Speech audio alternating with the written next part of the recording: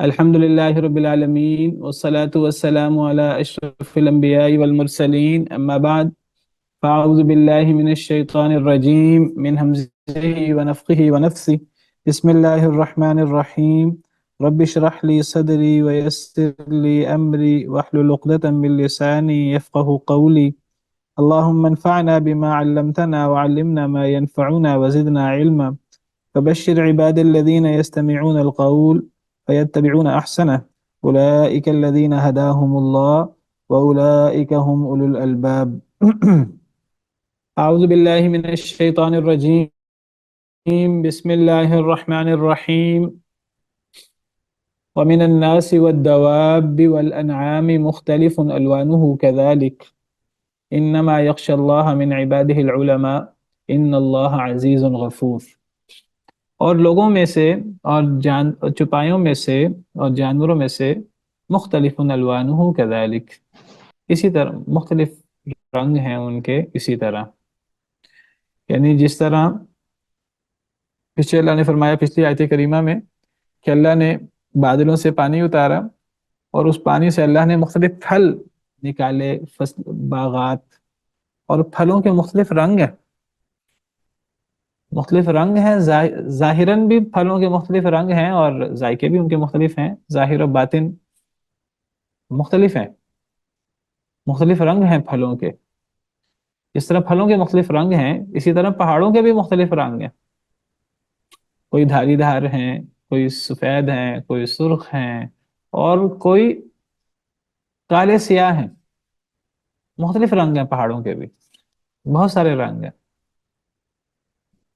ہر ایک کا مختلف رنگ ہے، ہر پھل کا مختلف رنگ ہے، پہاڑوں کا مختلف رنگ ہے، اور اسی طرح لوگوں کے بھی مختلف رنگ ہیں، چوپایوں کے بھی مختلف رنگ ہیں، چوپایوں میں ہر چیز آ جاتی ہے، حشرات الارض بھی آ جاتے ہیں، ہر قسم کے جاندار، جانوروں میں بھی مختلف رنگ ہیں اسی طرح۔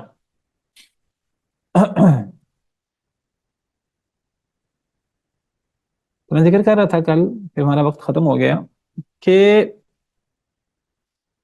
چیزوں کے رنگ مختلف ہونا ظاہراً اور باطناً، ہر چیز ظاہری اعتبار سے بھی مختلف ہے، باطنی اعتبار سے بھی، اندر کی صفات کے اعتبار سے بھی مختلف ہے۔ یہ جو اللہ نے اختلاف رکھا ہے، اگر ظاہراً رنگ کی بات بھی کریں، ہر چیز میں ہمیں مختلف رنگ ملتے ہیں۔ یہ جو اللہ نے اختلاف رکھا ہے، یہ اختلاف یہ اللہ کی بہت بڑی قدرت ہے۔ اللہ نے کتنے، یعنی ہزاروں لاکھوں رنگ ہیں، اگر آپ رنگوں کی تفصیلات کے پیچھے جائیں، اگر رنگوں کی باریکیوں کے پیچھے جائیں تو ہزاروں لاکھوں رنگ ہے۔ جیسے میں نے کل ذکر کیا تھا کہ دو انسانوں کا رنگ، ایک علاقے کے رہنے والوں کا رنگ قریب قریب ہوتا ہے، حبشیوں کا رنگ قریب قریب ہوتا ہے، ہم پاکستان میں رہنے والوں کا رنگ قریب قریب ہوتا ہے، انڈیا میں رہنے والوں کا، اور انڈیا بہت بڑا ہے، ایک علاقے میں رہنے والوں کا رنگ قریب قریب ہوتا ہے، لیکن دو انسانوں کا رنگ ایک جیسا نہیں ہوتا۔ جس طرح ہمارے نشانات یہ پوروں کے یہ ایک جیسے نہیں ہوتے، ہر انسان کے مختلف ہیں آنکھوں میں، اور ہر چیز کے اندر یہ اختلاف ہمیں ملتا ہے، اسی طرح رنگوں میں اختلاف ملتا ہے، اور یہ ہر چیز میں ہے۔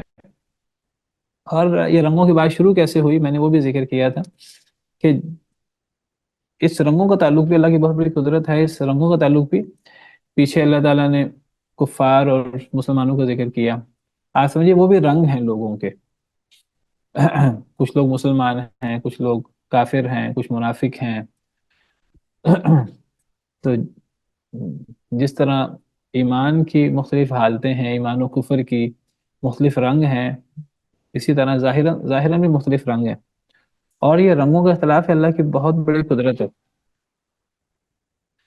میں ذکر کر رہا تھا کہ رنگوں کا اختلاف یہ اللہ کی اتنی بڑی قدرت ہے کہ رنگوں کا اختلاف آپ لے لیں، زبانوں کا اختلاف لے لیں، کہ اللہ کی اتنی بڑی قدرت ہے کہ جتنی بڑی قدرت آسمان و زمین کی تخلیق ہے۔ اللہ تعالیٰ قرآن کریم میں جب اپنی بڑی بڑی نشانیاں بیان کرتے ہیں نا، تو بڑی بڑی نشانیوں میں اللہ تعالیٰ زمین و آسمان کی تخلیق کو بیان کرتے ہیں۔ یہ سب سے بڑی نشانی ہے اللہ تعالیٰ کی، زمین و آسمان کی تخلیق، سورج چاند ستاروں کی، اجرام فلکی کی تخلیق، اتنی وسیع کائنات اللہ تعالیٰ نے بنا دی، ہم اس کائنات کو ایکسپلور نہیں کر سکتے، تو جتنی بڑی قدرت اللہ تعالیٰ کی زمین و آسمان کی تخلیق ہے، اتنی ہی بڑی قدرت آپ سمجھیے گویا کہ یہ رنگوں کا اختلاف ہے۔ اللہ تعالیٰ نے قرآن کریم میں ایک جگہ پر زمین و آسمان کی تخلیق کو اور رنگوں کے اور زبانوں کے اختلاف کو اکٹھا ذکر کیا ہے۔ اور میں آپ سے ذکر کر رہا تھا کہ کل بھی شاید آپ کی کلاس میں ذکر کیا ہے، پچھلی کلاس میں ذکر کیا کہ جب دو چیزیں ایک جگہ بیان ہوتی ہیں نا تو ان کا آپس میں کوئی تعلق ہوتا ہے۔ شاید آپ کی کلاس میں ہی بات ہوئی تھی۔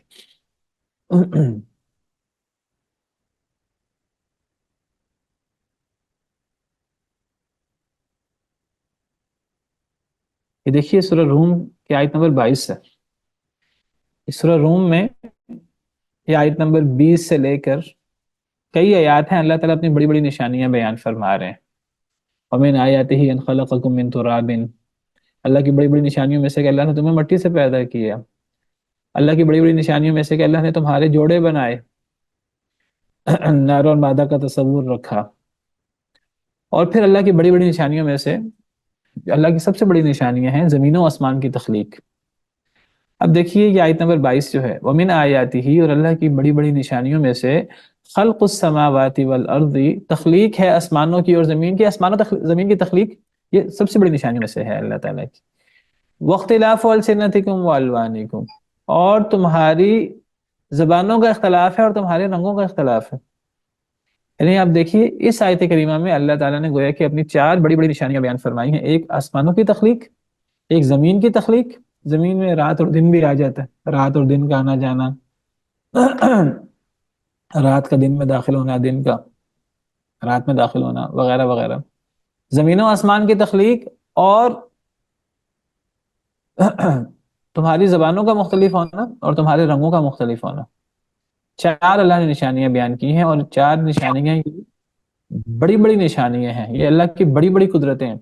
اور ان چار بڑی بڑی نشانیوں کے بعد اللہ تعالیٰ کا تبصرہ سنیے آگے، اللہ کیا فرماتے ہیں، ان فی ذلک لآیات للعالمین، بے شک اس میں، یعنی جس کا ذکر پیچھے ہوا اس آیت میں، ان چیزوں میں البتہ نشانیاں ہیں علماء کے لیے۔ یعنی باقی جگہوں پر اللہ فرماتے ہیں کہ اس میں نشانیاں ہیں غور و فکر کرنے والوں کے لیے، اس میں نشانیاں ہیں سننے والوں کے لیے، اس میں نشانیاں ہیں عقل رکھنے والوں کے لیے۔ یہاں اللہ تعالیٰ کیا فرماتے ہیں کہ یہ عام غور و فکر کرنے والوں کے لیے، عام سننے والوں کے لیے۔ اللہ تعالیٰ اس کو بطور خاص بیان فرماتے ہیں کہ یہ جو ہے نا زمین و آسمان کی تخلیق، زبانوں کے اختلاف، رنگوں کے اختلاف، یہ چھوٹی نشانی نہیں، بہت بڑی نشانی ہے۔ اور یہ نشانیاں علماء کے لیے ہیں، بہت پڑھے لکھے لوگوں کے لیے ہیں، کیونکہ نشانیاں بہت بڑی ہیں۔ ان کو سمجھنے کے لیے ان میں تدبر کرنا پڑے گا، ان میں غور کرنا پڑے گا، ان کی گہرائی میں جانا پڑے گا۔ ان کی گہرائی میں جائیں گے تو پتہ لگے گا کہ یہ کتنی بڑی نشانیاں ہیں اللہ تعالیٰ کی۔ تو ان بڑی بڑی نشانیوں میں زمین و آسمان کی تخلیق کے ساتھ اللہ نے زبانوں کے اختلاف اور رنگوں کے اختلاف ذکر کیے۔ تو رنگوں کے اختلاف یہ چھوٹی نشانی نہیں، اللہ تعالیٰ کی بہت بڑی نشانی ہے۔ تو یہ اللہ تعالیٰ اپنی بڑی سورہ فاطر میں اللہ نے اپنی بڑی بڑی قدرتیں بیان کی ہیں، تو اس میں اب اللہ تعالیٰ رنگوں کے خلاف بیان فرما رہے ہیں۔ اور یہ رنگوں کے خلاف صرف انسانوں میں نہیں ہے، جیسے ہم نے پڑھا، یہ ہر چیز کے اندر ہے۔ انما یخشی اللہ من عبادہ العلماء، اس کے بعد اللہ فرماتے ہیں سوائے اس کے کہ نہیں ڈرتے ہیں اللہ تعالیٰ سے، اللہ کے بندوں سے، علماء۔ اس سورہ فاطر میں اللہ کی بڑی قدرتیں ہیں، اللہ اپنی ساری قدرتیں بیان کر کے پھر اللہ فرماتے ہیں کہ اصل میں اللہ کے بندوں میں سے اللہ سے ڈرتا کون ہے؟ اللہ کے بندوں میں سے اللہ سے وہ ڈرتا ہے جو زیادہ جانتا ہے۔ اور اللہ کے بارے میں زیادہ کون جانتا ہے؟ اللہ کے بارے میں زیادہ وہ جانتا ہے جو جتنا زیادہ قرآن کریم کو پڑھتا ہے، جو جتنا زیادہ نبی صلی اللہ علیہ وسلم پر اترنے والی وحی کو پڑھتا ہے، شریعت کا علم رکھنے والا۔ اللہ کے بارے میں سب سے زیادہ معرفت شریعت سے ہوتی ہے۔ کوئی بندہ کہہ سکتا ہے کہ جی کائنات میں غور و فکر کرنے سے بھی اللہ کی معرفت ہوتی ہے؟ جی ہوتی ہے۔ زمین و آسمان میں، فضاؤں میں، سمندروں میں، پہاڑوں میں، زمین کی ہر چیز میں غور کرنے سے، نباتات میں، جانوروں میں، حشرات الارض میں، کائنات کے ذرے ذرے میں غور و فکر کرنے سے اللہ کی معرفت حاصل ہوتی ہے، بالکل معرفت حاصل ہوتی ہے، لیکن وہ ایسی معرفت ہے جو تجربے کے ساتھ ہے۔ اس سے جب ہم اللہ کی مخلوقات دیکھتے ہیں، اللہ کی مخلوقات کے اندر کتنی گہرائی ہے، اور کتنی اللہ نے جو ہے کتنا باریک بینی کے ساتھ اللہ تعالیٰ نے چیزوں کو پیدا کیا ہے اور چیزوں کو ترتیب دیا ہے، کئی جگہ سیکنڈوں کا حساب ہے، تو اس سے اللہ کی عظمت ہمارے سامنے ظاہر ہوتی ہے۔ وہ چیزیں تجربے کے ساتھ اور ان چیزوں کے ساتھ ان کا تعلق ہے، لیکن وہ جو تجربے کے ساتھ متعلق چیزیں ہیں وہ ان میں انسان کو اللہ کی عظمت جاننے میں انسان یعنی انسان کے دل میں اللہ کی عظمت آتی تو ہے، لیکن انسان 100% یقینی طور پر اللہ کتنے بڑے ہیں اور اللہ کتنے عظیم ہے، وہ اپنے تجربے سے انسان یا ان چیزوں کو دیکھنے سے انسان جان نہیں پاتا۔ بس انسان کے ذہن میں یہ آتا ہے کہ اللہ بہت بڑے ہیں اور اللہ نے ان چیزوں کو پیدا کیا ہے، لیکن شریعت میں جب اللہ تعالیٰ ایک چیز خود نازل کرتے ہیں تو اللہ تعالیٰ جو بات اپنے بارے میں فرماتے ہیں وہ بات وہ تجربے سے حاصل ہونے والی بات کی طرح نہیں ہوتی۔ ہم بعض دفعہ تجربے سے ایک بات حاصل کرتے ہیں، ایک بات سیکھنے کی کوشش کرتے ہیں، اللہ کی کوئی عظمت جاننے کی کوشش کرتے ہیں تجربے سے، ہمارا تجربہ بھی ہماری طرح محدود ہے، اس تجربے میں ہمیں غلطی بھی ہو سکتی ہے، ہم پہلے ہم اللہ کی بڑی بڑی نشانیاں دیکھ رہے ہیں فضا میں، تو ایک وقت تھا ہم سمجھتے رہے کہ بڑے بڑے سیارے ہیں فضاؤں میں، اور پرانے زمانے میں لوگ سمجھتے تھے تو اتنے سیارے نہیں ہم جانتے تھے جتنے سیارے ہم آج جانتے ہیں، جتنا کائنات کی وسعتوں کے بارے میں آج ہم جانتے ہیں، آج سے 1500 سال پہلے، آج سے 2000 سال پہلے ہم اتنا نہیں جانتے تھے۔ ہمارے تجربے میں کمی کوتاہی ہو سکتی ہے، اور پہلے ہم کچھ اور سوچتے ہوں، بعد میں ہمارا جو ہے وہ تجربات کے ذریعے ہمیں کچھ اور حاصل ہو، تجربے میں غلطی بھی ہو سکتی ہے۔ ٹھیک ہے، کائنات میں غور و فکر کرنے سے اللہ کی عظمت، اللہ کے جلال کا پتہ لگتا ہے، لیکن یہ چیزیں تجرباتی ہیں، اس سے بہت زیادہ ہمیں ٹو دی پوائنٹ کئی دفعہ چیزوں کا علم نہیں ہوتا۔ لیکن شریعت سے اللہ کی معرفت جو اللہ تعالیٰ اپنے بارے میں بیان کرتے ہیں شریعت میں، وہ تو خالق کائنات خود بیان کر رہے ہیں، اللہ تعالیٰ خود اپنے بارے میں بیان فرما رہے ہیں۔ جو بات اللہ تعالیٰ خود اپنے بارے میں بیان فرمائیں گے وہ کتنی ایکوریٹ ہوگی، کیونکہ اللہ کی بات تو وہ غلط ہو ہی نہیں سکتی اور اس میں دھوکہ ہو ہی نہیں سکتا۔ جب اللہ تعالیٰ ایک بات فرما دیں اپنی عظمت اور اپنی قدرت اور اپنی شان کے بارے میں، اپنی صفات کے بارے میں، تو اللہ کی بات تو بالکل 100% یقینی ہوگی، اس بات میں تو کوئی غلطی لگنے کا امکان بھی نہیں ہے کہ بندے کو اندازہ کرنے میں، اپنے حواس کے مطابق تجربہ کرنے میں انسان کو غلطی لگ جائے۔ تو اللہ کے بارے میں سب سے زیادہ معرفت وہ شریعت سے ہوتی ہے، اسی طرح کائنات میں غور و فکر کرنے سے بھی اللہ کی معرفت ہوتی ہے۔ تو بہرحال اللہ سے کون ڈرتا ہے؟ جو جتنا اللہ کے بارے میں جانتا ہے، کتاب و سنت کے دلائل کی روح سے، کتاب و سنت کا مطالعہ کرنے سے، کائنات میں غور کرنے سے، جو جتنا اللہ کے بارے میں جاننے کی کوشش کرتا ہے، اس کے دل میں اللہ کی اتنی ہی خشیت اور اتنا ہی اس کے دل میں اللہ کا ڈر پیدا ہوتا ہے۔ اس سے پتہ لگتا ہے کہ حقیقی عالم کون ہوتا ہے، اللہ تعالیٰ کس کو حقیقی عالم سمجھتے ہیں۔ حقیقی عالم وہ ہے جو اللہ سے جتنا زیادہ ڈرتا ہے۔ وہ شخص عالم نہیں ہے، وہ حقیقی عالم نہیں ہے، علماء حق میں سے نہیں ہے، علماء سو میں سے تو ہو سکتا ہے کہ جو کہے کہ میں اللہ کے بارے میں بہت کچھ جانتا ہوں اور بہت کچھ معلومات رکھتا ہوں، لیکن اللہ سے ڈرتا نہ ہو، اللہ کی نافرمانی کرنے سے ڈرتا نہ ہو، اس کے دل میں اللہ کا جلال، اللہ کی ہیبت، اللہ کی قدرت، اللہ کی عظمت اس کے دل میں جاں گزی نہ ہو، تو وہ حقیقی عالم نہیں ہے۔ ایک بندہ وہ بڑا اس نے علم حاصل کیا ہوا ہے، لیکن وہ اللہ کی نافرمانی کرنے سے ڈرتا ہی نہیں، اس کے دل میں اللہ کا وہ عظمت اور وہ جلال نہیں ہے جو ہونا چاہیے، تو یہ بات گویا کہ یعنی علم کے خلاف ہے۔ حقیقی علم اس کے پاس ہوتا ہے کہ جو اللہ سے جتنا زیادہ ڈرتا ہے، اللہ کے بارے میں جتنی پہچان اللہ کی حاصل ہوگی، اتنا انسان اپنے آپ کو اللہ کے سامنے عاجز سمجھے گا، اور انسان اللہ سے اتنا ڈرے گا، اور اللہ کی کبریائی اور اللہ کا جلال، اللہ کی عظمت اتنے زیادہ انسان کے دل میں جاگوزی ہوگی۔ سب سے زیادہ اللہ سے کون ڈرتا ہے؟ اللہ سے سب سے زیادہ اللہ کے نبی ڈرتے ہیں، اور اللہ کے نبیوں کے بعد، رسولوں کے بعد سب سے زیادہ اللہ سے کون ڈرتے ہیں؟ صحابہ۔ اللہ کے ولی اللہ سے ڈرتے ہیں سب سے زیادہ۔ جو جتنا نیک ہے، جتنی زیادہ عبادت کرنے والا ہے، گویا کہ وہ اللہ سے سب سے زیادہ ڈرتا ہے۔ یہ نہیں کہ جو اللہ کا نافرمان ہے وہ اللہ سے سب سے زیادہ ڈرتا ہے، یا اس کو اللہ سے سب سے زیادہ ڈرنا چاہیے۔ نہیں، جو جتنا نیک ہے، جو جتنا اللہ کے قریب ہے، جو جتنا اللہ کے بارے میں جانتا ہے، وہ وہ اتنا زیادہ اللہ سے ڈرے گا۔ اور میں یہاں ڈر کے بارے میں بھی بتا دوں، یہاں ڈر سے مراد وہ ایسا ڈر نہیں ہے اللہ تعالیٰ کا جو کسی، اللہ معاف کرے، دشمن سے ہوتا ہے، یا کسی خوفناک چیز سے۔ ہم بعض دفعہ دشمن سے ڈرتے ہیں، مخالف سے ڈرتے ہیں، کسی آسیب سے، خوفناک چیزوں سے ڈرتے ہیں، درندوں سے ڈرتے ہیں۔ اللہ کا ڈر اس طرح کا ڈر نہیں ہے۔ اللہ کا ڈر اس طرح کا ہے جو اللہ کا حقیقی ڈر ہوتا ہے، جو اللہ کی عظمت، اللہ کی جلال، اللہ کی کے بارے میں جاننے کی وجہ سے پیدا ہوتا ہے۔ یہ اللہ کا ایسا ڈر ہے جو اللہ سے دور نہیں کرتا، اللہ کے قریب کرتا ہے۔ اور یہ جیسے میں نے ذکر کیا کہ سب سے زیادہ یہ اللہ کا ڈر، یہ اللہ کی خشیت قرآن پڑھنے سے حاصل ہوتی ہے، کیونکہ قرآن سب سے بہتر طریقے سے اللہ کا تعارف کرواتا ہے۔ انسان اپنے تجربے سے اللہ کا وہ تعارف حاصل نہیں کر سکتا، چیزوں میں غور کر کے، مشاہدے سے انسان وہ اللہ کی عظمت و جلال نہیں جان سکتا جو قرآن بیان کرتا ہے، جو حدیث بیان کرتی ہے۔ اسی لیے اللہ تعالیٰ فرماتے ہیں قرآن کریم میں، اللہ نزل احسن الحدیث کتابا متشابہا مثانی، سورہ زمر میں اللہ فرماتے ہیں،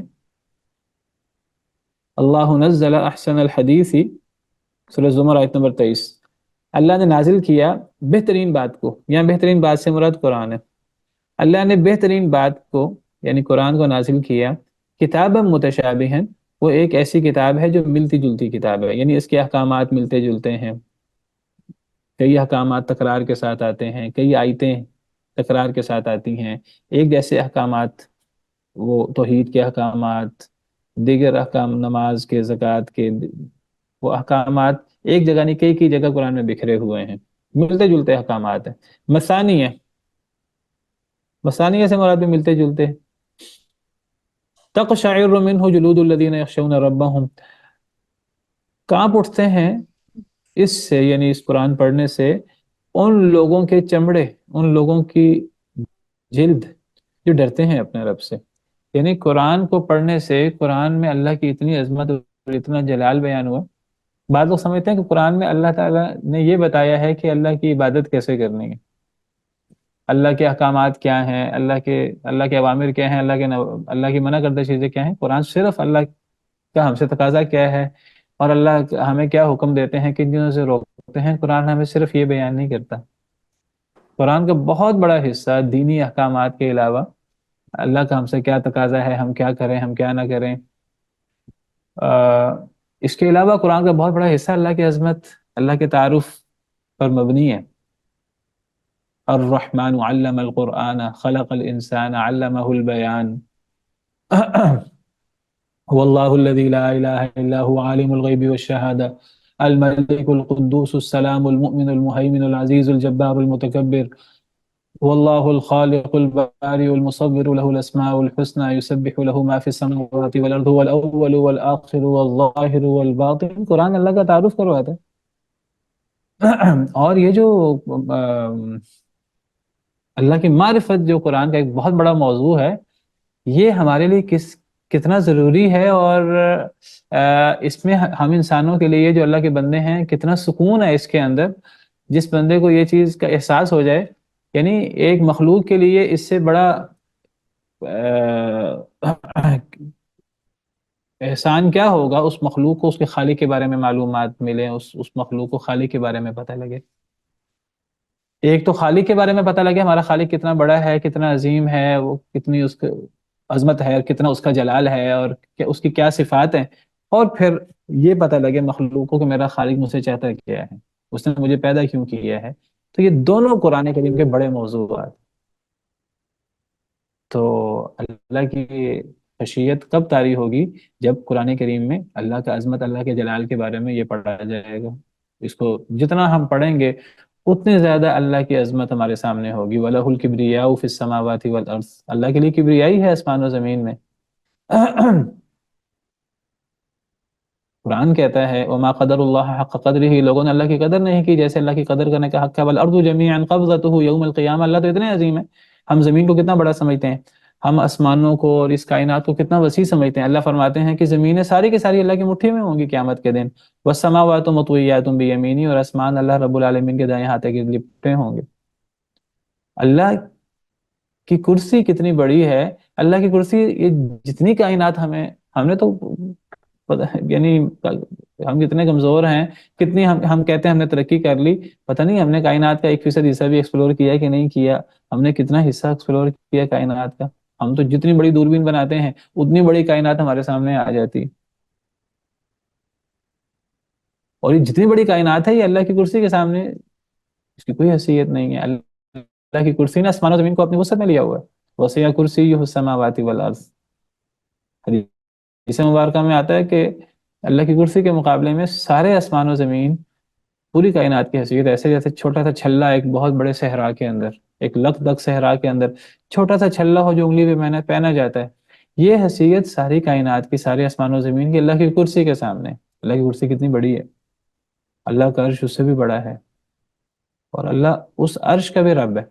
تو اللہ کی عظمت اور اللہ کی جلال کیا ہے، تو یہ پتہ لگتا ہے اللہ کے بارے میں قرآن کو پڑھنے سے، احادیث مبارکہ کو سننے سے، اور کائنات میں غور و فکر کرنے سے۔ اور اللہ کا ڈر سب سے زیادہ کس کو حاصل ہوگا؟ جو اللہ کے بارے میں جتنا جانیں گے۔ اس سے ایک بات اور بھی پتہ لگتا ہے کہ خشیت کسے کہتے ہیں۔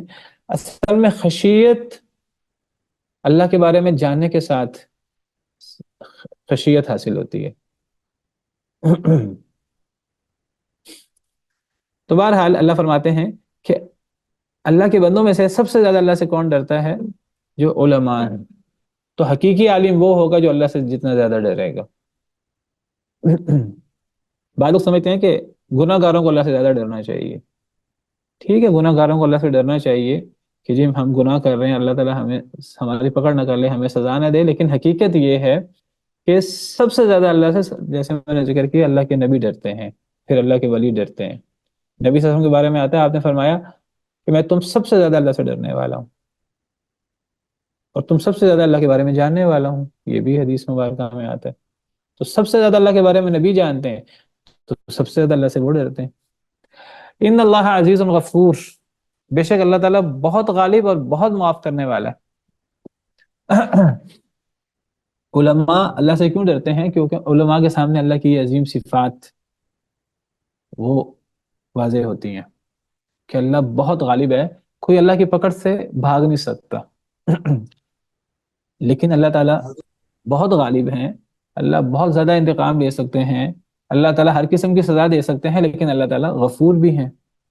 کوئی اللہ سے معافی مانگنا چاہے، کوئی اللہ سے توبہ کرنا چاہے، تو وہ جتنے مرضی گناہ لے آئے اللہ سارے گناہ معاف بھی کر دیتے ہیں۔ اور یہ اللہ کی عجیب صفات ہیں، عزیز کے ساتھ غفور۔ اللہ تعالیٰ نے قرآن کریم میں اپنی کئی صفات بیان کی ہیں، بعض دفعہ اللہ تعالیٰ اپنی ایک ایک صفت بیان کرتے ہیں بعض آیات میں اللہ تعالیٰ اپنی دو دو صفات بیان کرتے ہیں۔ جہاں اللہ تعالیٰ کی دو دو صفات بیان ہوئی ہیں، قرآن کریم کی بہت ساری آیات ہیں جن میں اللہ تعالیٰ کی دو دو صفات، عام طور پہ آیات کے آخر میں ہمیں اللہ تعالیٰ کی دو دو صفات اکٹھی ملتی ہیں، اور ایسی آیات بھی سینکڑوں ہیں، کوئی 300-400 آیات ہیں ایسی جن آیات کے آخر میں اللہ تعالیٰ کی دو دو صفات اکٹھی ہوئی ہیں، جیسے یہاں اکٹھی ہوئی ہیں، ان اللہ عزیز غفور۔ ان صفات میں ایک تو اللہ کی ایک ایک صفت کو سمجھنے کی کوشش کرنی چاہیے، اور اس کا معنی اور اس کا مفہوم جاننے کی کوشش کرنی چاہیے۔ الگ طور پہ عزیز، اللہ کی عظیم صفت ہے عزیز، غالب، قدرت رکھنے والا، انتقام لینے والا، جو چاہے اللہ کر سکتا ہے، اس میں غلبے کا معنی بھی ہے، قدرت کا معنی بھی ہے، غالب ہونے کا معنی بھی ہے۔ اور غفور، اس کا اگر الگ معنی کریں تو معاف کرنے والا۔ تو عزیز کا معنی الگ بھی کرنا چاہیے، غفور کا معنی الگ بھی کرنا چاہیے۔ ایک تو عزیز کا معنی جو الگ ہے پہلے وہ سمجھنا چاہیے، پھر غفور کا جو الگ معنی ہے وہ سمجھنا چاہیے، پھر عزیز الغفور کو ملا کر بھی ایک معنی کرنا چاہیے۔ اور اس میں ایک اللہ کی یعنی عظیم قدرت بھی ہمارے سامنے آتی ہے کہ دنیا میں ہمیں ایسا نہیں ملتا، دنیا میں لوگوں میں، کہ کوئی شخصیت بہت طاقتور بھی ہو اور وہ اتنے رحم دل بھی ہو۔ یہ دو صفات اکٹھی کم ملتی ہیں۔ عام طور پر رحم دلی ایسے لوگوں میں ملتی ہے کہ جو اتنے طاقتور نہیں ہوتے، اور جو جتنے طاقتور ہوتے ہیں وہ اتنے عام طور پہ سخت دل بھی ہوتے ہیں۔ لیکن اللہ کی عجیب قدرت ہے، عظیم قدرت ہے اللہ تعالیٰ کی، اللہ جتنے زیادہ طاقتور ہیں اور جتنے زیادہ غالب ہیں اتنے زیادہ اللہ تعالیٰ رحم دل بھی ہیں، اور اتنے زیادہ اللہ رحیم و کریم بھی ہیں، اور اتنے زیادہ اللہ تعالیٰ معاف کرنے والے بھی ہیں۔ یعنی جس طرح اللہ کے غلبے اور اللہ کی قدرت کی کوئی انتہا نہیں ہے، اسی طرح اللہ کے رحم کی کوئی انتہا نہیں ہے، اور اس کی حد بندی نہیں کی جا، اللہ کی کسی صفت کی حد بندی نہیں کی جا سکتی۔ اگر ہم اللہ کی قدرت بیان کرنا چاہیں تو پوری کائنات کی طاقتیں مل کر، یعنی وہ اللہ کی قدرت کے ایک ذرے کا بھی مقابلہ نہیں، ایک حصے کا بھی مقابلہ نہیں کیا جا سکتا۔ اللہ کی رحمت کی بات کریں، اللہ کی مغفرت کی بات کریں، تو دنیا جہاں کی محبتیں اور رحمتیں اکٹھی کر لی جائیں ماؤں کی، اور دنیا جہاں کی ماؤں کی، اور 70 ماؤں کی یا 70,000 ماؤں کی یا 70 کروڑ ماؤں کی رحمت کو، محبتوں کو اکٹھا کر لیا جائے تو اللہ کی رحمت کے ایک حصے کا بھی مقابلہ نہیں کیا جا سکتا۔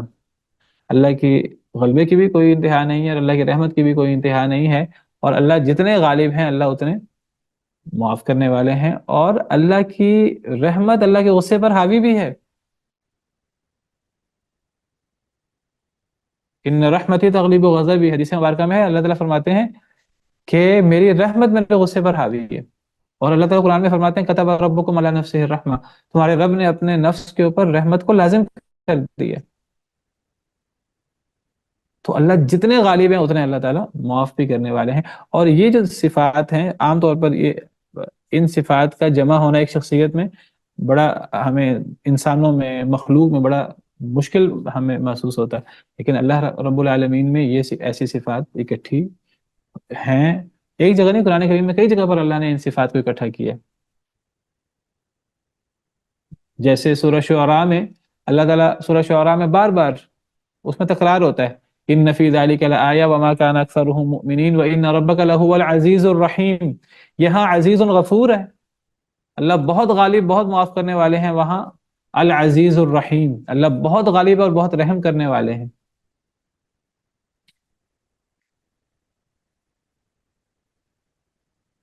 تو بہرحال اللہ جتنے غالب ہیں، جتنے طاقتور ہیں اپنے مخالفین پر، اور اپنے ماننے والوں کے لیے اللہ تعالیٰ، اور توبہ کرنے والوں کے لیے اللہ اتنے ہی زیادہ مغفرت کرنے والے ہیں۔ اسی لیے علماء اللہ کی صفات کو جانتے ہیں، تو اس لیے وہ اللہ سے سب سے زیادہ ڈرتے بھی ہیں۔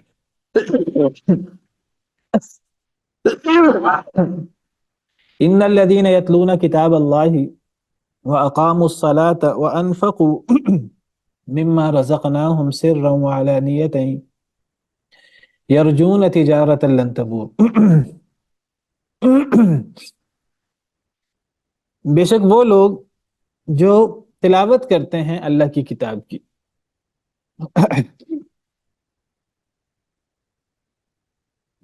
ان الذین یتلون، بے شک وہ لوگ، یتلون جو تلاوت کرتے ہیں کتاب اللہ، اللہ کی کتاب کی، یتلون تلا یتلو، اس کا مطلب تلاوت کرنا یعنی پڑھنا بھی ہوتا ہے، اور اس کا مطلب عمل کرنا بھی ہوتا ہے۔ تلا یتلو کا مطلب پڑھنا، یعنی قرأ، تلا بمانا قرأ بھی ہوتا ہے، اور تلا بمانا عاملہ، کسی کے حکم کے مطابق عمل کرنا، کسی کے پیچھے چلنا، یہ بھی مطلب ہوتا ہے۔ دونوں معنی کیے جا سکتے ہیں۔ جو لوگ اللہ کی کتاب کی تلاوت کرتے ہیں، یہ بھی معنی کیا جا سکتا ہے اللہ کی کتاب کو پڑھتے ہیں، اور دوسرا معنی جو لوگ اللہ کی کتاب پر عمل کرتے ہیں، یہ دونوں معنی ہو سکتے ہیں۔ طلاق کے دونوں معنی ہوتے ہیں۔ اسی لیے یہ جو آگے میرے سامنے تفسیر ہے عربی کی، آیت نمبر 30 کی، انہوں نے کیا کہا؟ ان الذین یقرؤون القرآن ویعملون بہ، یتلون کی کیا وضاحت کی انہوں نے؟ بے شک وہ لوگ جو قرآن پڑھتے ہیں اور قرآن پر عمل بھی کرتے ہیں۔ تو یتلون میں دونوں معنی ہیں، پڑھنے کا معنی بھی ہے اور عمل کرنے کا معنی بھی ہے۔ بے شک وہ لوگ جو کتاب پڑھتے ہیں اللہ کی، یعنی قرآن، وَأَقَامُوا الصَّلَاةَ، اور نماز قائم کرتے ہیں. نماز صرف پڑھتے نہیں، نماز قائم کرتے ہیں. نماز قائم کرنے میں تمام شرائط، فرائض، واجبات، سنن کے ساتھ، وقت کے ساتھ، اہتمام کے ساتھ نماز قائم کرنا جو وقت کے ساتھ بھی ہو، فرائض اور شروط، واجبات وغیرہ کے ساتھ بھی ہو، اس طریقے کے مطابق ہو جو نبی کریم صلی اللہ علیہ وسلم نے سکھایا، اس طریقے کے ساتھ وہ نماز قائم کرنا ہوتا ہے. نماز قائم کرنے میں یہ بھی آتا ہے کہ انسان خشوع خضوع کے ساتھ نماز پڑھے. صرف ظاہری سی نماز نہ پڑھے. جو ظاہری سی نماز پڑھے گا تو وہ نماز قائم کرنا نہیں ہے، وہ نماز سر سے اتارنا ہے. نماز وقت پہ پڑھنا بھی اس میں آتا ہے. جو بندہ وقت کے مطابق نماز نہیں پڑھتا تو یہ بھی نماز قائم کرنا نہیں ہے. اسی طرح نماز قائم کرنے کے اندر یہ بھی آتا ہے کہ ایک انسان خود بھی نماز پڑھے اور انسان اپنے گھر والوں کو نماز پڑھنے کا حکم دے. اگر ایک انسان خود نماز پڑھتا ہے، گھر والوں کو نماز پڑھنے کا حکم نہیں دیتا، یہ بھی نماز قائم کرنا نہیں ہے. وَأْمُرْ أَهْلَكَ بِالصَّلَاةِ وَاصْطَبِرْ عَلَيْهَا، اپنے گھر والوں کو نماز پڑھنے کا حکم دیں اور خود بھی نماز پہ ڈٹ جائیں. تو یہ سب چیزیں نماز قائم کرنے میں آتی ہیں. تو جو لوگ اللہ کی کتاب کو پڑھتے ہیں، اس پہ عمل کرتے ہیں اور نماز قائم کرتے ہیں فما حقہ، سنت کے مطابق اور وقت کے مطابق اور تمام واجبات کے مطابق. وَأَنفَقُوا مِمَّا رَزَقْنَاهُمْ سِرًّا وَعَلَانِيَّةً، اور وہ خرچ کرتے ہیں اس سے جو ہم نے انہیں رزق دیا، پوشیدہ بھی اور علانیہ بھی. یعنی جو ہم نے انہیں رزق دیا اس سے وہ خرچ کرتے ہیں، اور یہ خرچ پوشیدگی میں بھی ہوتا ہے، علانیہ بھی ہوتا ہے. خرچ نیک عمل جتنا پوشیدہ ہو اتنا بہتر ہوتا ہے، کیونکہ اس میں ریاکاری کا امکان ختم ہو جاتا ہے. بہت بڑی نیکی یہ ہے کہ انسان کوئی نیکی کرے، صدقہ خیرات یا دیگر نیکی، تو وہ چھپا کر کرے، اس کا گواہ اس نیکی کا اللہ اور بندے کے علاوہ کوئی نہ ہو. یہ ایک بہت بڑی نیکی ہے اور اس کے اندر اخلاص زیادہ ہوتا ہے، تو انسان اپنی نیکی کو چھپانے کی کوشش کرتا ہے. صدقہ پوشیدہ کرنے کی بڑی فضیلت ہے. بعض حدیث میں آتا ہے، صحیح حدیث میں، کہ جو لوگ پوشیدہ طریقے سے صدقہ کرتے ہیں تو قیامت کے دن اللہ کے عرش کے نیچے ہوں گے. یعنی جو لوگ اس طرح خرچ کریں کہ دائیں ہاتھ سے خرچ کریں تو بائیں ہاتھ کو بھی پتہ نہ لگے، تو ایسے لوگوں کو قیامت کے دن اللہ کے عرش کا سایہ نصیب ہوتا ہے. لیکن اس کا مطلب یہ نہیں کہ علانیہ صدقہ نہیں ہو سکتا، کسی کو بتا کر صدقہ نہیں ہو سکتا. نہیں، صدقہ علانیہ بھی ہو سکتا ہے، بتا کر بھی ہو سکتا ہے، ہاں بشرطے کہ ریاکاری نہ ہو. ریاکاری ہوگی تو بہرحال وہ عمل قابل قبول نہیں ہوگا. لیکن اگر ریاکاری مقصود نہ ہو تو بتا کر، اعلان کر کے صدقہ بھی ہو سکتا ہے. کئی دفعہ بتا کر صدقہ کرنا زیادہ بہتر ہوتا ہے، اس سے زیادہ فائدہ حاصل ہوتا ہے جب دوسروں کو ابھارنا مقصود بھی ہو. تو صدقہ پوشیدہ بھی ہوتا ہے، علانیہ بھی ہوتا ہے. اس لیے اللہ تعالیٰ فرماتے ہیں کہ جو لوگ صدقہ کرتے ہیں، خرچ کرتے ہیں جو ہم نے انہیں رزق دیا، پوشیدہ بھی اور علانیہ بھی. بعض علماء کہتے ہیں جو فرائض ہیں، زکوٰۃ وغیرہ، وہ علانیہ دینی چاہیے. جو نفلی صدقات ہیں وہ پوشیدہ دینے چاہیے. بہرحال کوئی 2 × 2 = 4 کی طرح یہ اصول نہیں ہے. یعنی جہاں پوشیدہ خرچ کرنے میں فائدہ ہو، ریاکاری کا اندیشہ ہو، وہاں انسان کو پوشیدہ خرچ کرنا چاہیے. جہاں علانیہ خرچ کرنے میں فائدہ ہو، دوسروں کو ابھارنا مقصود ہو، فرضی زکوٰۃ کی بات ہو، تو وہاں علانیہ صدقہ دینا چاہیے. ان تبدوا الصدقات فنعما ہی، اگر تم صدقات کو ظاہر کر کے کرو تو وہ کتنا اچھا ہے. اللہ کہتے ہیں کہ صدقہ کو علانیہ کرنا یہ کوئی برا نہیں ہے، یہ بھی بہت اچھی چیز ہے، اگر بشرطے کہ ریاکاری مقصود نہ ہو. وَإِن تُخْفُوهَا وَتُؤْتُوهَا الْفُقَرَاءَ فَهُوَ خَيْرٌ لَكُمْ، اور اگر تم اسے چھپا کر کرو اور فقیروں کو دو تو یہ زیادہ بہتر ہے تمہارے لیے. تو وہ خرچ کرتے ہیں اس سے جو ہم نے انہیں رزق دیا، پوشیدہ بھی اور علانیہ بھی. بہرحال پوشیدہ کا ذکر پہلے کیا کیونکہ پوشیدہ اس میں ریاکاری وغیرہ کا امکان بالکل ختم ہو جاتا ہے، اس میں زیادہ اخلاص ہے، اس کا ذکر پہلے کیا. تو جو لوگ اللہ کی کتاب پڑھتے ہیں، نماز قائم کرتے ہیں، صدقہ دیتے ہیں، خرچ کرتے ہیں، پوشیدہ بھی اور علانیہ بھی حالات کے مطابق، یرجون تجارت لن تبور، وہ امید کرتے ہیں ایسی تجارت کی جو کبھی گھاٹے خسارے کا شکار نہیں ہوگی، کبھی ضائع نہیں ہوگی۔ یہ تین اعمال بہت بڑے اعمال ہیں، قرآن پڑھنا اور نماز پڑھنا اور زکوٰۃ دینا، بہت بڑے اعمال ہیں، اور یہ ایسی تجارت ہے جو کبھی نقصان دہ نہیں ہوتی، ہمیشہ یہ کامیاب ہوتی ہے۔ تو میں ذکر کر رہا تھا کہ یہ تین اعمال بہت بڑے اعمال ہیں، اور جو بندہ یہ تین اعمال کرتا ہے بطور خاص، باقی اعمال کے ساتھ ساتھ قرآن پڑھنا، قرآن پر عمل، نماز قائم کرنا اور زکوٰۃ ادا کرنا، تو یہ ایک ایسی تجارت ہے جس کا ہمیشہ فائدہ ہوتا ہے، جو کبھی گھاٹے کا شکار نہیں ہوگی، کبھی نقصان کا شکار نہیں ہوگی، اور اس کا فائدہ انسان کو ہمیشہ ہوگا، دنیا میں بھی اور آخرت میں بھی۔ لیوفیہم اجورہم ویزیدہم من فضلی، تاکہ وہ پورا پورا دے ان کو، یعنی اللہ تعالیٰ، یعنی جو لوگ یہ کام کرتے ہیں جس کا پیچھے ذکر ہوا، یہ بڑے بڑے اعمال کرتے ہیں، تو ایسے لوگوں کو اللہ کیا کرتے ہیں، اللہ ان کا اجر پورا پورا دیتے ہیں۔ وَيَزِيدَهُم مِّن فَضْلِهِ، اور اللہ زیادہ بھی کرے انہیں اپنے فضل سے۔ یعنی جب انسان نیکی کرتا ہے تو اللہ تعالیٰ نیکی کا اجر ایک تو کم نہیں کرتے، ایک تو پورا پورا اجر ادا کرتے ہیں، اور اللہ تعالیٰ زیادہ بھی دیتے ہیں۔ یعنی اس گناہ کی سزا اللہ زیادہ نہیں دیتے، جتنی سزا ہے اتنی دیتے ہیں، لیکن نیکی میں اللہ تعالیٰ ڈبل ٹرپل، 10 گنا، 70 گنا، 700 گنا، اور 700 گنا بھی کوئی زیادہ سے زیادہ انتہا نہیں ہے، اس سے بھی زیادہ۔ ان اللہ واسع علیم، اللہ بہت وسعت والے ہیں۔ بعض دفعہ اللہ تعالیٰ ایک ہی عمل کو اس طرح کر کے قبول کرتے ہیں کہ وہ ایک عمل پر اللہ جنت دے دیتے ہیں۔ تو بہرحال اللہ تعالیٰ نیکیوں کا پورا اجر دیتے ہیں، اور اللہ تعالیٰ اپنی طرف سے زیادہ بھی دیتے ہیں، اپنے فضل و کرم سے اور اپنے احسان سے۔ انہ غفور شکور، بے شک وہ بہت بخشنے والے اللہ تعالیٰ اور بہت قدردان ہے۔ شکور قدر کرنے والے، یہ اللہ کے لیے آیا ہے، تو اللہ کے لیے بھی شکور یا شاکر، شکور مبالغے کا صیغہ ہے، غفور جس طرح ہے، بہت معاف کرنے والے اور بہت قدردان۔ شکور کا لفظی مطلب شین کاف لا کا مطلب قدر کرنا ہوتا ہے۔ اللہ کے لیے آئے تو یعنی اللہ قدردان ہے۔ کیا مطلب؟ یعنی اللہ اپنی مخلوق، اللہ کی مخلوق جو اللہ کو راضی کرنے کی کوشش کرتی ہے، نیکیاں کرتی ہے، تو اللہ اپنے مخلوق کے عمل کے قدردان ہے۔ یعنی دیکھیں اللہ کتنے بڑے ہیں، جیسے پیچھے بات ہوئی، کتنے عظیم ہیں، اور مخلوق اللہ کے سامنے کتنی حقیر ہے اور کتنی چھوٹی ہے، یعنی مخلوق کا کیا مقابلہ ہے اللہ سے۔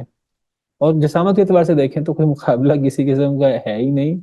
یعنی اللہ جو کائنات کی بڑی سے بڑی چیز کو اللہ نے پیدا کیا ہے، تو اللہ سب سے بڑے ہیں، اور ہم انسان کائنات کی اگر جسامت کے اعتبار سے اللہ کی مخلوقات دیکھیں تو ہم انسانوں کی جسامت کتنی ہے، جسامت کے اعتبار سے ہمارا کیا مقابلہ ہے؟ کوئی مقابلہ نہیں۔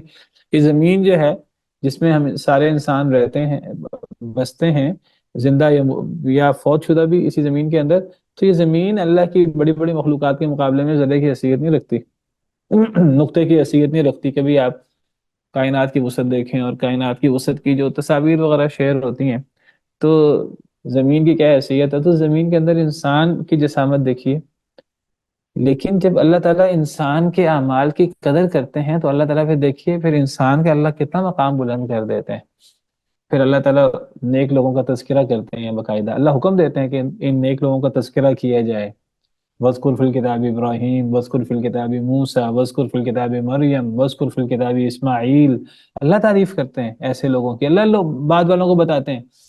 قرآن کریم اللہ نے کتنے نیک لوگوں کا ذکر کیا، کتنے نبیوں کا ذکر کیا احادیث مبارکہ میں۔ تو یہ اللہ نے قدردانی کی ہے لوگوں کی، اللہ نے ان کے اعمال کو قبول کیا، اور اللہ نے ان کا تذکرہ خیر جاری کر دیا۔ حالانکہ یعنی اللہ کتنے بڑے ہیں، اللہ بے نیاز ہے، اللہ کو کسی کی تعریف کرنے کی کوئی ضرورت نہیں ہے۔ اللہ کو کسی کی تعریف کرنے سے کوئی اللہ کی بادشاہت میں کوئی اضافہ نہیں ہوتا۔ اللہ محتاج نہیں ہے کسی چیز کے، لیکن اللہ قدردان ہے۔ ایک انسان نیکی کرتا ہے، اللہ کو ہماری نیکی کا کوئی فائدہ نہیں ہے۔ پوری دنیا کے لوگ نبی کریم صلی اللہ علیہ وسلم کی طرح ہو جائیں، سب سے افضل شخص کی طرح ہو جائیں، اللہ کی بادشاہت میں اتنا بھی اضافہ نہیں ہوتا، جتنا سمندر کے اندر سوئی ڈالیں تو سوئی ڈالنے سے سوئی کے ساتھ قطرہ لگتا ہے، اللہ کی بادشاہت میں اتنا اضافہ نہیں ہوتا۔ پوری دنیا کے لوگ اگر اتنے نیک ہو جائیں، اللہ کو ہمارے عمل کا فائدہ نہیں ہے نیک عمل کا، لیکن اللہ کو ہمارے نیک عمل کی قدر بہت زیادہ ہے۔ اللہ قدر دان ہے، وَكَانَ اللَّهُ شَاكِرًا عَلِيمًا، اللہ بہت قدر دان ہے۔ تو شکر کا مطلب قدر، اللہ قدر کرتے ہیں۔ اور قدر کا مطلب کیا ہے؟ اللہ ہمارے عمل قبول کر لے۔ عمل اللہ قبول کریں تو عمل کا فائدہ ہوتا ہے، اگر اللہ عمل قبول نہ کرے، اس میں اخلاص نہ ہو، تو پھر عمل کا فائدہ نہیں ہوتا ہے، چاہے بڑے سے بڑا عمل کیوں نہ ہو۔ اور یہ شکور یا شاکر کا لفظ انسانوں کے لیے یا مخلوق کے لیے بھی استعمال ہوتا ہے، ہم اس کا معنی کرتے ہیں شکر کرنا، حالانکہ یعنی حقیقی معنی اس کا بھی قدر ہی ہے، بس وہ انسان اپنے انداز سے قدر کرتا ہے یا شکر کرتا ہے، اور اللہ کا قدر کرنا اللہ کا اپنے انداز کا، اللہ کی قدر دانی ہے۔ مخلوق کا شکر کیا ہے؟ مخلوق کے لیے بھی آتا ہے کہ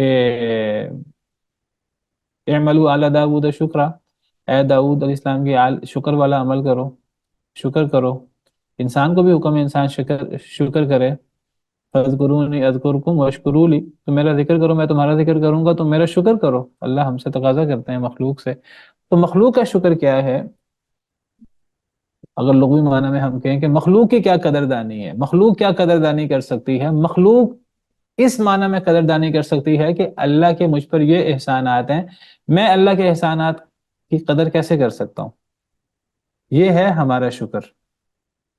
گویا کہ ہمارے شکر کا مطلب کیا ہوا کہ ہم اللہ کی نعمتوں کی قدر کیسے کرتے ہیں۔ تو اللہ کی نعمتوں کی قدر کیا ہے؟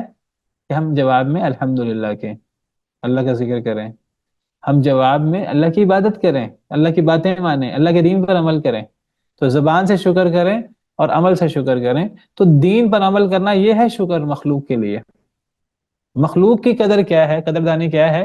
کہ مخلوق اللہ کی نعمتوں کی قدر کرے، اللہ کی عظمتوں کی قدر کرے، اللہ کا ذکر کرے، اللہ کا شکر کرے، اور اللہ کے دین پر عمل کرے، اللہ کے احکامات پر۔ یہ مخلوق کا شکر ہے، مخلوق کی قدردانی ہے۔ اور اللہ کی قدردانی یہ ہے کہ جب مخلوق اللہ کا شکر کرے اللہ کی نعمتوں کے جواب میں، تو اللہ اس ٹوٹے پھوٹے شکر کی وہ کتنا عمل ہو سکتا ہے مخلوق کا، لیکن اللہ اس عمل میں برکت ڈال کر، اللہ اس عمل کو بڑھا کر، اللہ اس عمل کو قبول کرے اپنے جناب میں۔ ہمارے اعمال، ہمارا ذکر، یہ چڑھتا ہے اللہ کی طرف، اور پھر اللہ آسمانوں کے دروازے کھولتے ہیں۔ ہم نے پیچھے پڑھا اسی صورت میں، الیہ یصعد الکلیم الطیب والعمل الصالح یرفع، پاکیزہ کلمات اللہ کی طرف چڑھتے ہیں۔ اب ایک انسان منہ سے الحمدللہ کہتا ہے، اللہ کی تعریف کرتا ہے، اللہ کا ذکر کرتا ہے، اللہ رب العالمین اس انسان کا ذکر کرتے ہیں۔ دیکھیں اللہ کتنے قدردان ہے، یعنی انسان کی کیا حیثیت ہے اللہ کے سامنے، لیکن اللہ اس انسان کا ذکر کرے۔ اللہ نے پیارے نبی صلی اللہ علیہ وسلم کو کتنا ذکر کیا، اور کتنا اللہ نے ان کا ذکر بلند کیا۔ حالانکہ اگر جسامت کے اعتبار سے دیکھیں اور مخلوق ہونے کے اعتبار سے دیکھیں تو اللہ کے ساتھ کوئی مقابلہ تو نہیں ہے، لیکن وَرَفَعْنَا لَكَ ذِكْرَكَ، ہم نے آپ کا ذکر بلند کر دی، آپ کی شان بلند کر دی۔ اللہ کے نام، اللہ کے ساتھ نبی کریم صلی اللہ علیہ وسلم کا تذکرہ ہوتا ہے۔ آپ اذان سن لیجئے، آپ نماز کو دیکھ لیجئے، تشہد میں آپ خطبہ دیکھ لیجئے، خطبہ پڑھا جاتا ہے، نکاح کا خطبہ ہے، جمعے کا خطبہ ہے، تو اللہ کے تذکرے کے ساتھ نبی صلی اللہ علیہ وسلم کا تذکرہ ہوتا ہے۔ حالانکہ اللہ تعالیٰ اللہ رب العالمین ہے، نبی کریم صلی اللہ علیہ وسلم مخلوق ہے اللہ تعالیٰ کی، اللہ نے قدر کی ہے نبی صلی اللہ علیہ وسلم کے اعمال کی، اور مخلوق کے اعمال کی، اور نیک لوگوں کی اعمال کی۔ تو انہ غفور شکور، بے شک اللہ تعالیٰ بہت بخشنے والے، بہت قدردان ہے جو بندہ اللہ کے لیے عمل کرتا ہے۔ اور میں نے جیسے ذکر کیا کہ انسان بعض دفعہ، انسان کی نظر میں عمل چھوٹا ہے، اللہ ایک عمل کی بنا پر، ایک شخص نے رستے سے تکلیف دہ چیز ہٹائی، اللہ نے اس کو جنت میں داخل کر دیا۔ اللہ قدردان ہے بہت بڑے۔ والذی اوحینا الیک من الکتاب هو الحق مصدقا لما بین یدیہ، وہ ذات، وہ چیز جو ہم نے وحی کی آپ کی طرف، من الکتابی کتاب سے، وہ چیز جو ہم نے آپ پر وحی کی کتاب سے یعنی قرآن، هو الحق، وہ حق ہے، مصدقا لما بین یدیہ، تصدیق کرنے والی ہے اس کی جو اس سے پہلے ہے۔ یعنی اللہ تعالیٰ قرآن کی بات کر رہے ہیں کہ یہ قرآن جو ہم نے آپ پر وحی کیا ہے، اے اللہ کے نبی صلی اللہ علیہ وسلم، یہ قرآن بالکل حق ہے، سچ ہے، اللہ کی طرف سے با مقصد ہے، ایک مقصد کے ساتھ آیا ہے۔ قرآن سچ بھی ہے، اور قرآن کا ہر حکم حکمت کے ساتھ ہے اور مقصد کے ساتھ ہے، اور ہر حکم عدل و انصاف پر مبنی ہے۔ قرآن کا ہر حکم سچا بھی ہے، سچائی کے اعتبار سے اور بامقصد بھی ہے.